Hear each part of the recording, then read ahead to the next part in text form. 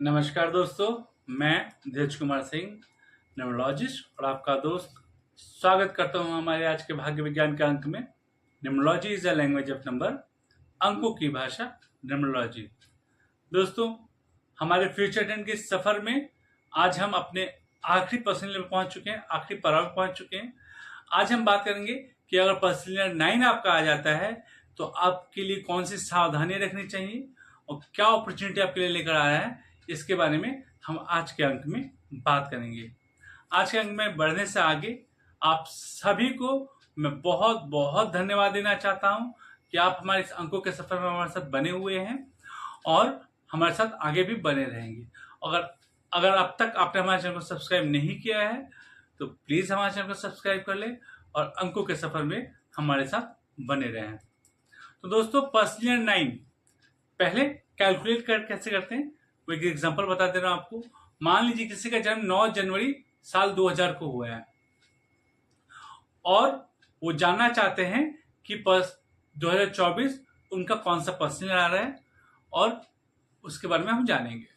तो उनका जो इस साल का जन्मदिन है 2024, वो लिख देंगे 9 जनवरी 2024। अब इसको टोटल करेंगे तो 9 + 1 + 2 + 2 + 4, 0 को इग्नोर कर देंगे, टोटल करेंगे। इसका टोटल आपका आता है 18 पे आता है। इसको फिर 1 + 8 सिंगल डिजिट लेकर आएंगे तो ये 9 हो गया। तो अगर आपका जो भी साल आप देखना चाहते हैं उस साल का बर्थडे का टोटल सिंगल डिजिट पे और 9 आ गया तो इसका मतलब आपका वो साल पर्सनल 9 है। अब पर्सनल 9 के बारे में आपको थोड़ा सा बता देना चाहता हूँ क्योंकि ये जो हमारे फ्यूचर ट्रेंड का जो पर्सनल होता है उसका ये लास्ट वाला साल होता है, मतलब एपिकल लास्ट साइकिल है। ठीक है, फिर इसके बाद पर्सनल 9 के बाद फिर पर्सनल 1 स्टार्ट होगा, 2 3 फिर अगेन वो साइकिल स्टार्ट हो जाएगा। तो एक तरह से माने कि ये जो फ्यूचर ट्रेंड का आखिरी साल है तो इस साल को हम किस नजर से देखेंगे पहले मैं इसको बताने की कोशिश करूंगा। पर्सनल 9 जो नंबर है ना, ये नंबर है मार्स का, मंगल का, और इसको फ्यूचर ट्रेंड में हम इसको एक नजर देखते हैं, उसको बोलते हैं ऑडिटर। मान लो जो ऑडिटर का जो काम होता है ना, सेम टू सेम पर्सनल 9 का काम वही होता है। अब एग्जाम्पल की तरह बताता हूं, जैसे हमारा फाइनेंशियल ईयर क्या होता है, अप्रैल से मार्च तक का होता है। तो अगर आप बिजनेस करते हो या कुछ भी आप जो भी आपके इनकम सोर्स ऑफ इनकम, उसका हम क्या कराते हैं, ऑडिट करवाते हैं। ठीक, उस ऑडिट का एक रिपोर्ट बनता है और रिपोर्ट हम जाकर जमा करते हैं इनकम टैक्स डिपार्टमेंट को। इनकम टैक्स डिपार्टमेंट के पास आपका जो ऑडिट की फाइल है अगर स्कूटनी में आ गई तो वो आएंगे आपके पास, रेड करेंगे और मिलाने की कोशिश करेंगे जो आपने पेपर दिया वो ठीक है या नहीं है। अगर ठीक नहीं है तो आपको फाइन लगेगा, जुर्माना भरना पड़ेगा आपको, और अगर ठीक है तो आपको थैंक यू बोलकर आगे बढ़ जाएंगे। तो जो आपके कर्मों का जो फल है ना उसका ऑडिट करता है ये पर्सनल 9। अगर आपने अच्छे कर्म किए होंगे तो आपको अच्छे रिजल्ट देगा, अगर आपके कर्म में कुछ दोष मिला तो आपको पनिशमेंट भी देंगे। दूसरी तरह से बोलूंगा ये रिवैल्यूएशन पीरियड है, 1 से 9 का जो पर्सनल है ना, इसका लास्ट ईयर है, तो आपको ये रिवैल्यूएट भी करता है कि आपको जो अपॉर्चुनिटी मिली थी उसको आपने कैसे यूज किया, कैसे यूटिलाइज किया, और आपको आगे का जो नया साल, नया जो इसका साइकिल आने वाला है उसमें आपको क्या पावर दे और क्या हिसाब से, इसके लिए आपको ये रिवैल्यूएशन भी बोलते हैं। अब क्या होता है, जब पर्सनल 9 आता है ना, ऑडिट तो आता है, ऑडिट होता है, साथ ही साथ में यहाँ पे ट्रैप भी रहता है। आपको यहाँ पे तो सावधानी रखना पड़ेगा। आप अगर बिजनेस में है तो बिजनेस में रहें, जॉब में शिफ्ट ना करें, और जॉब में है तो जॉब में रहें, बिजनेस शिफ्ट ना करें।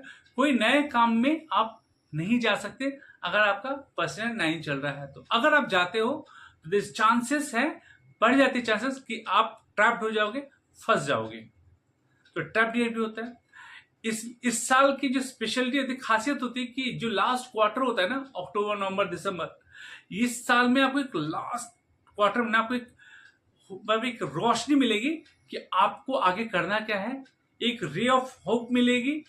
ठीक है, जिससे आप आगे क्या अपना जो साल है उसको ठीक कर सको।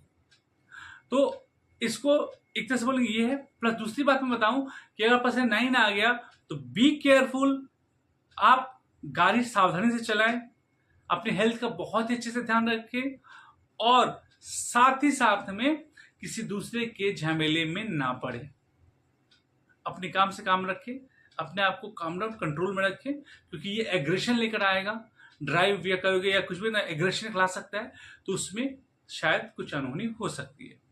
तो ये सावधानियां हैं, ये आपको ये पर्सन 9 आपके लिए ये सब कुछ लेकर आता है।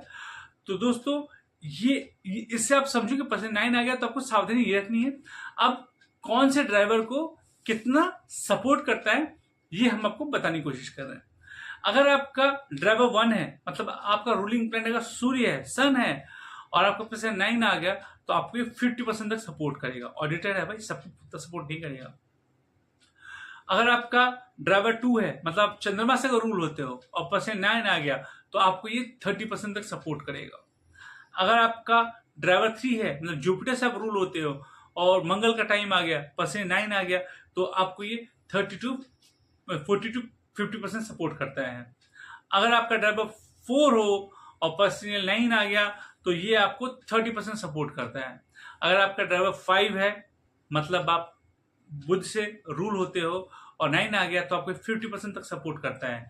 अगर आपका ड्राइवर 6 है, मतलब शुक्र से रूल होते हो और पर्सन 9 आ गया, तो आपको 20 to 30% सपोर्ट करता है। अगर आपका ड्राइवर 7 है और पर्सन 9 आ गया, तो आपके 30 to 40% सपोर्ट करता है। और अगर आपका ड्राइवर 8 है और पर्सन 9 आ गया, तो आपको 50% सपोर्ट करता है।